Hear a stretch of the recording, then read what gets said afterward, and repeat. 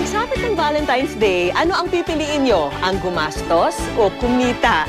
Kung type nyo pang magkaroon ng extra income ngayong araw ng mga puso, ba't hindi subukan ang mga sideline na siguradong magiging hit sa mga nag-iibigan? Araw na naman ng mga puso, pero bukod sa pagbibigay ng mga nakasanayang regalo, ang iba'y nag-iisip ng kakaibang gimmick para ma-impress ang kanilang mga minamahal.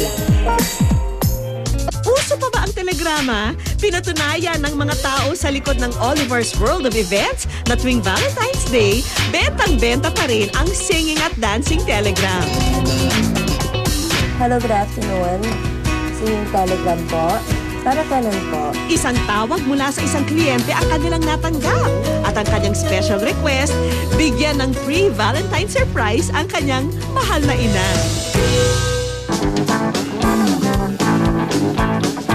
Maya-maya pa'y tumulak na ang grupo sa lokasyon.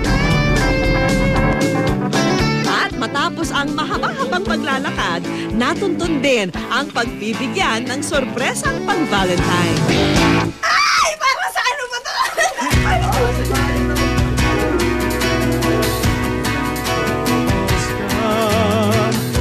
Maya-maya pa'y hindi na napigilan ni Nanay Virgie ang kanyang emosyon.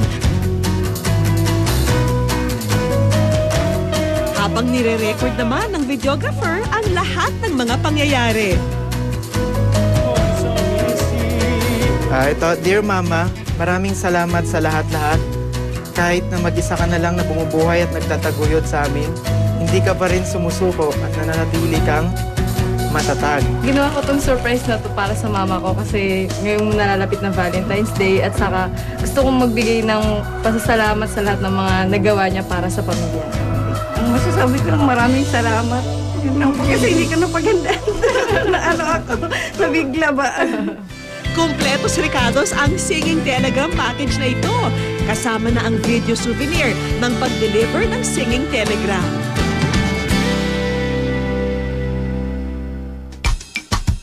Mga personalized dinner date naman ang pinagkakaabalahan ni Chef Dino mula sa paghahanda ng menu at pagluluto ng mga putahe, hanggang sa paghahanap at pag-aayos ng pagdarausan ng dinner.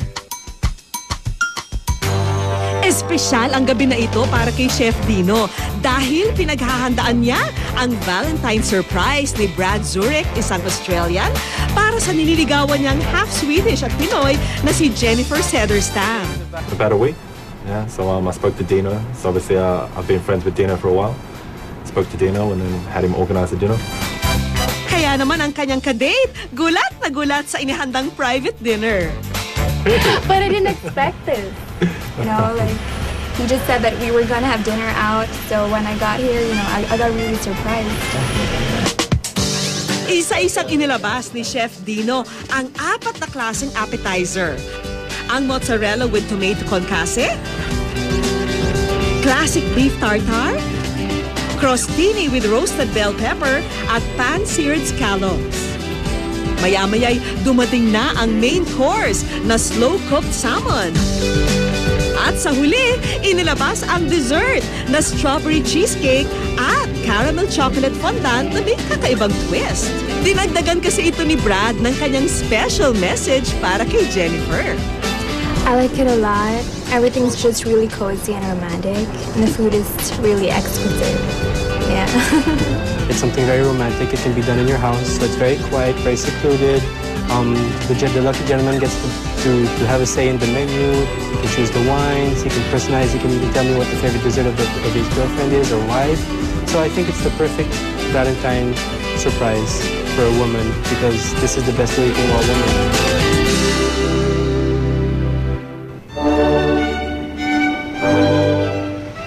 Ang bulaklak ang simbolo ng pagmamahal. Kaya naman hindi lang Valentine's Day, kundi all year round, patok ang mga produkto ng mga flower shop tulad nito.